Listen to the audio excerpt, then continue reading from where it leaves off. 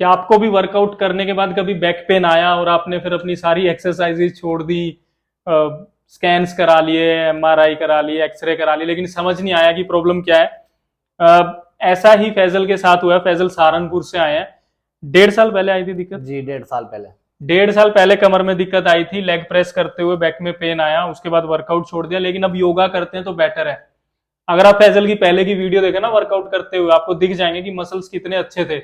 उसके बाद इंजरी होने के बाद अभी जो आज की जो फोटो देखोगे तो उसमें दिख जाएगी लेफ्ट साइड का जो एक तरफ का मसल है वो ठीक से काम नहीं कर रहा।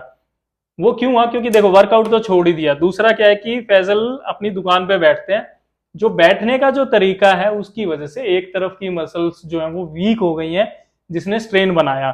तो पेन क्या 24 घंटे रहता है? नहीं बस जैसे मैं काम करता हूँ कुछ, एक तो हाँ मैंने कुछ जल्दी जल्दी में कुछ वजन उठा लिया हाँ। या भागा दौड़ी कर ली, तब रहता है मेरे पेन। और जब हो जाता है कभी कभी तो इतना हो जाता है कि मुझे घर जाना पड़ता है और एक दर्द की गोली, हाँ पेन किलर और जी तेल वेल लगा के और सिकाई करके फिर मैं। तो पिछले 1.5 साल में कितने ट्रीटमेंट किए, क्या क्या किया? ट्रीटमेंट तो बहुत सारे कर लिए, मेरी ध्यान नहीं होता कौन को। फिजियोथेरेपी मैंने करवा ली, कैरोप्रैक्टर मैंने करा लिया, और डॉक्टर भी मतलब ऑर्थोपेडिक्स, हाँ। न्यूरोसर्जन, मैंने सबको दिखा लिया। कोई कह क्या रहा है, बताया, क्यों, क्या हुआ, क्या रहा? कोई बता देता है डिस्क में प्रॉब्लम है, कोई बता देता है नर्व में प्रॉब्लम है, कोई कह देता है डिस्क तिरछी हो गई। बस ऐसे ही चलता आ रहा है 1.5 साल से। क्योंकि अगर एक्सरे देखोगे ना तो वो टिल्ट उसमें दिख रहा है। वो जो टिल्ट जो है ना वो डिस्क की वजह से नहीं है, वो लाइफस्टाइल रिलेटेड है।